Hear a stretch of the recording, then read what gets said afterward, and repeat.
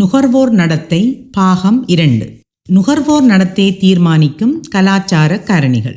இவ்வீடியோவில் நுகர்வோர் நடத்தையை தீர்மானிக்கின்ற கலாச்சார காரணிகள் பற்றி நீங்கள் விளங்கிக் கொள்ள முடியும்.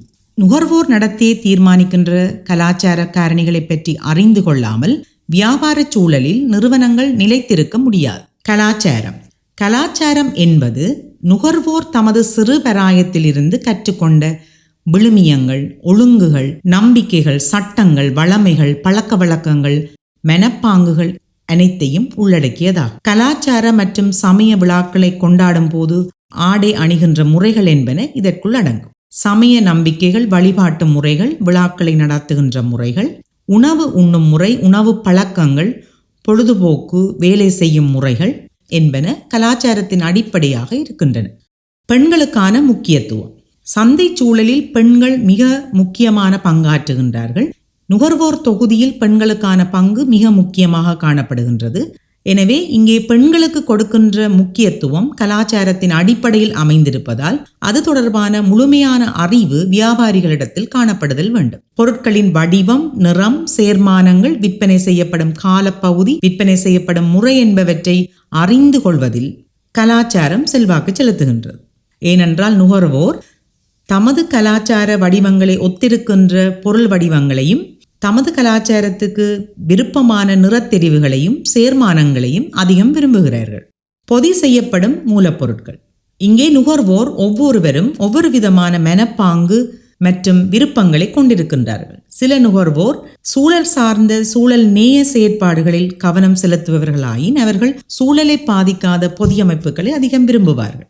அதேவேளை சில கலாச்சார நுகர்வோர் பொதியமைப்பில் நவீன முறைகளையும் ரசனை தன்மையையும் கலை நயங்களையும் விரும்புவார்கள்.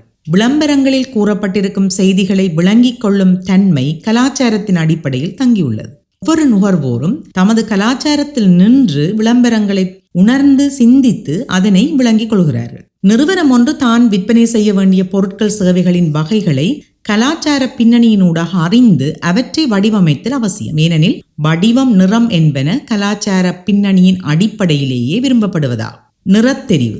சமய மற்றும் கலாச்சார அடிப்படையில் நுகர்வோர் சிவப்பு, மஞ்சள், செம்மஞ்சள் போன்ற நிறங்களை தெரிவு செய்வார். அதேவேளை அவர்கள் வெள்ளை நிறங்களை விரும்புவதில்லை. ஆனால் சில கலாச்சாரம், சில சமயங்களை எடுத்துக்கொண்டால் அவர்கள் வெள்ளை நிற பொருட்களை பாவிப்பதை அதிகம் விரும்புகிறார். கலாச்சாரத்துக்கு கலாச்சாரம், சமயத்திற்கு சமயம், நுகர்வோருடைய நடத்தை, அவர்களுடைய கொள்வனவு முறைகள், எவ்வாறான பொருட்களை கொள்வனவு செய்கிறார்கள் என்பதை தீர்மானிக்கும். கலாச்சாரமானது தனிநபர்களுடைய தேவை, விருப்பம் ஆகியவற்றை தீர்மானிப்பதில் மிகவும் செல்வாக்கு செலுத்தும் காரணியாகும். உபகலாச்சாரம். ஒவ்வொரு கலாச்சாரமும் சிறிய சிறிய உபகலாச்சாரங்களை கொண்டுள்ளது. உபகலாச்சாரங்கள் அவற்றின் அங்கத்தவர்களை மிகவும் தனித்துவமாக வெளிப்படுத்துகின்றது. அவையாவன சமயம், வயது, புவியியல் பிரதேசம், பால் அடிப்படையில் ஆண், பெண் என்பவை ஆகும். ஒரு கலாச்சாரம் வெவ்வேறு மதங்களை பின்பற்றுபவர்களை கொண்டிருக்கும் போது அக்குறிப்பிட்ட மதங்களை பின்பற்றுகின்ற குழுக்கள் உபகலாச்சாரமாக கொள்ளப்படும். அதே போல ஒத்த வயதினர் ஒரே மாதிரியான குண இயல்புகளோடும் ஒரு புவியியல் பிரதேசத்தில் வாழுகின்ற நுகர்வோர் ஒத்த குணாதிசயங்களையும், பால் அடிப்படையில் ஆண்களுக்குரிய தேவைகள் அவர்கள் நடந்து கொள்கின்ற தன்மை ஒரு மாதிரியாகவும், பெண்களுக்கான தேவைகளும் அவர்களுடைய கொள்வனவு நடத்தைகளின் தன்மையும் வேறுபட்டதாகவும் காணப்படும். தேசியம். ஒவ்வொரு நாடும் தனக்குரிய சிறப்பான கலாச்சாரத்தை கொண்டிருக்கும். தன் நாட்டு மக்களுடைய நடத்தைகளை கட்டுப்படுத்தும் தேசிய கலாச்சாரமாக இது அமையும். உதாரணமாக இலங்கை கலாச்சாரம், இந்திய கலாச்சாரம், அமெரிக்கர்களின் கலாச்சாரம், சீன கலாச்சாரம் என்பன அந்தந்த நாடுகளுக்குரிய கலாச்சாரங்கள். எனவே ஒவ்வொரு நாட்டில் வசிக்கும் நுகர்வோர் குறிப்பிட்ட ஒரு பொருள் தொடர்பில் வெவ்வேறு வகையான நடத்தைகளை வெளிப்படுத்தும். இதனால் தான் பல்தேசிய கம்பெனிகள் ஒவ்வொரு நாட்டினதும் தேசிய கலாச்சாரங்களுக்கு ஏற்ப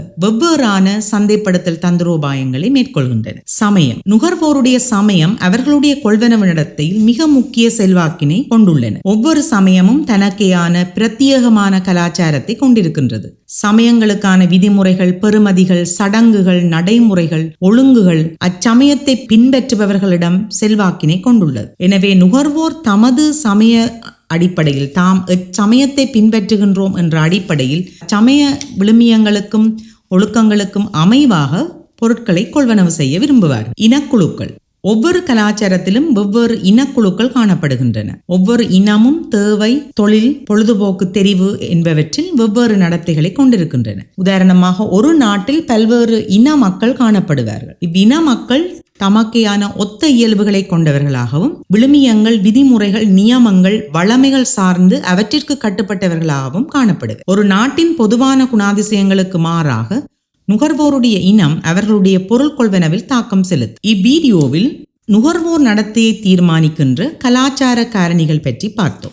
நுகர்வோர் ஒருவருடைய அடிப்படை கலாச்சாரம், நிறத்தெரிவு, உணவு உண்ணும் முறைகள், பெண்களுக்கான முக்கியத்துவம், பொதியமைத்தலில் அவர்களின் விருப்பங்கள், உபகலாச்சாரம், தேசியம், சமயம் மற்றும் இனக்குழுக்கள் தொடர்பான விளக்கங்களும் அவை எவ்வாறு ஒரு நுகர்வோருடைய நடத்தையில் செல்வாக்கு செலுத்துகின்றன என்பது பற்றியும் விளங்கிக் கொண்டீர்கள். மீண்டும் அடுத்த வீடியோவில் உங்களை சந்திக்கும் வரை உங்களிடமிருந்து விடைபெறுகின்றேன். நன்றி, வணக்கம்.